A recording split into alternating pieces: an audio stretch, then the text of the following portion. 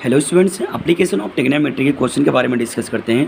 Question number 7 discuss करते हैं। ठीक है, क्वेश्चन नंबर 7 कह रहा है from a point on the ground the angle of elevation of the bottom and the top of a transmission tower fixed at the top of a 20 metre high building are 45 and 60 degree respectively, find the height of the tower. ठीक है, यानी कि इस question में कह रहा है एक क्या है 20 मीटर बिल्डिंग है। ठीक है, 20 मीटर टॉल क्या बिल्डिंग है, इसी के ऊपर क्या है एक टावर लगा हुआ है।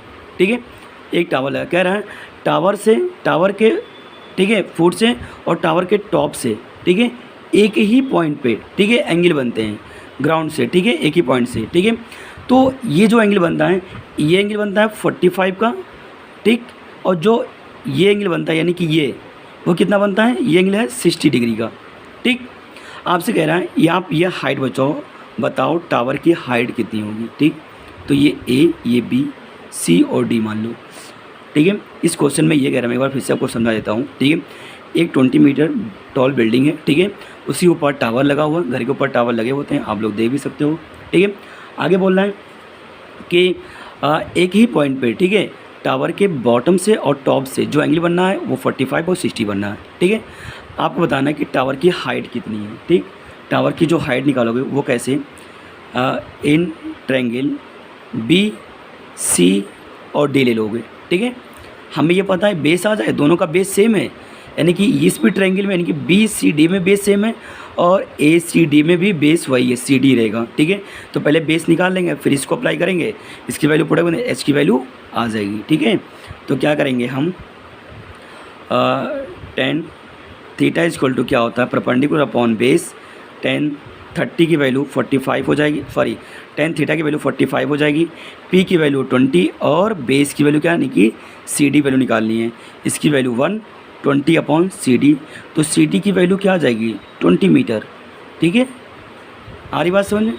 उसके बाद आप क्या करोगे, ए सी यानी कि उसके बाद इन ट्रायंगल ए सी डी में अप्लाई करोगे। ठीक है, तो क्या आ जाएगा, यहाँ पे भी 10 theta equal to perpendicular upon base, तो 10 थीटा की वैल्यू यानी कि 60 और बेस की वैल्यू हो जाएगी पूरा यानी कि ए सी अपॉन, ठीक है, सी डी होगा।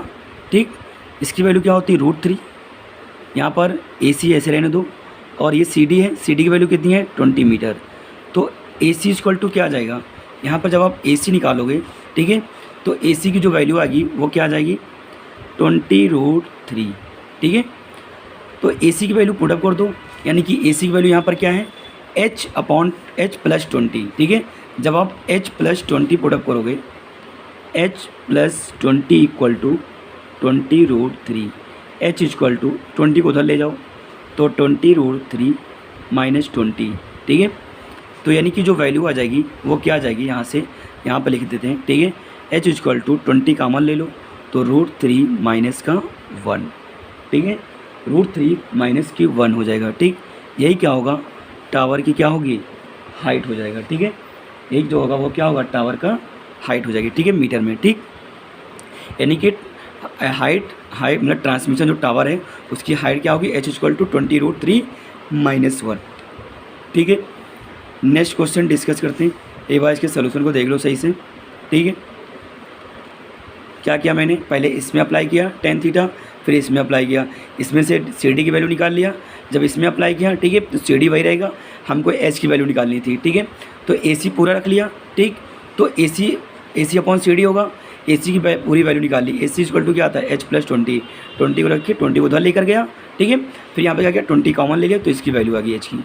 ठीक है, यही क्या होगा हाइट होगा टावर की। ठीक, क्वेश्चन नंबर इसके बाद 8 के बारे में डिस्कस करते हैं। ठीक है, क्वेश्चन नंबर जो 8 है वो क्या कह रहा है आपसे, कह रहा है आ स्टैचू, ठीक है, 1.6 metre tall stands on the top of a pedestal from a point on the ground. ठीक है, आगे बोला the angle of elevation of the top of the statue is 60 degree and from the same point the angle of elevation of the top of the pedestal is 45 degree, find the height of the pedestal. ठीक है, यानी क्या कह रहा है इस question में, ठीक, इस क्वेश्चन में ये कह रहा है एक क्या है पेडिस्टल है। ठीक है, यानी कि यहाँ पर समझिएगा।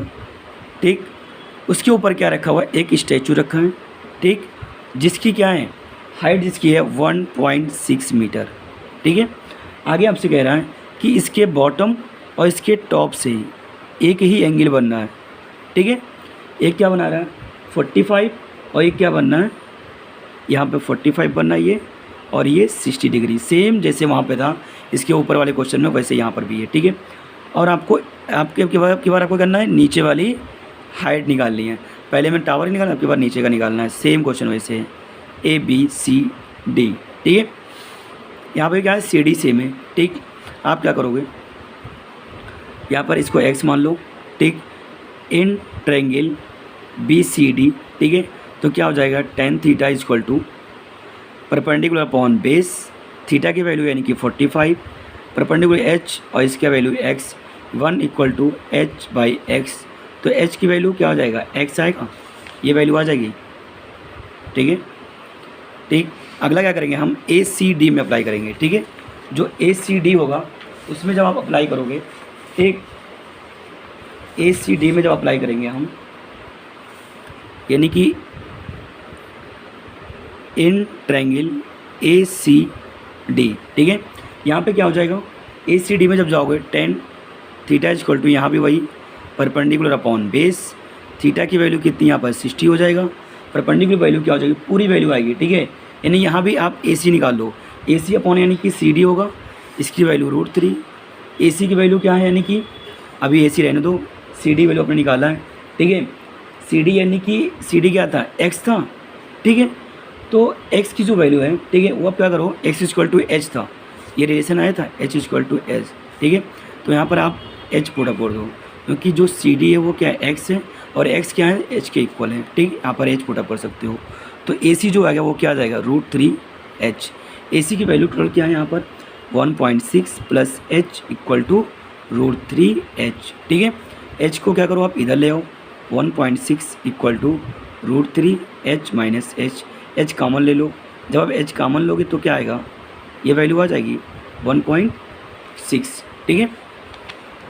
इसके बाद आप क्या करोगे h इक्वल टू क्या होगा 1.6, ये नीचे चला जाएगा √3 माइनस 1, ठीक है। इसके कॉन्जुगेट से क्या कर दो आप ऊपर नीचे मल्टीप्लाई कर दो, ठीक है, ठीक।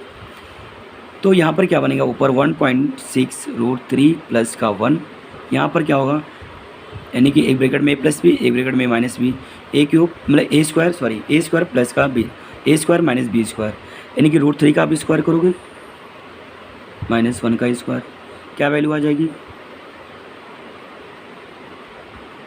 यहाँ पर क्या आएगा 3 ओनली माइनस का 1, यानी क्या वैल्यू बचेगा 1.6 √3 प्लस का 1 अपॉन 2, ठीक है। ये 2 क्या कर देगा इसको डिवाइड करेगा तो 0.8 आ जाएगा। तो h की जो वैल्यू आएगी वो क्या आएगा 0.8 √3 प्लस का 1, ठीक है। यही क्या होगा हाइट ऑफ पेडिस्टॉल होगा, ठीक है। आप नीचे लिख भी सकते हो height of the pedestal 0.8 √3 plus 1 metre, ठीक है। ये पूरी वैल्यू क्या होगी आएगी, ठीक।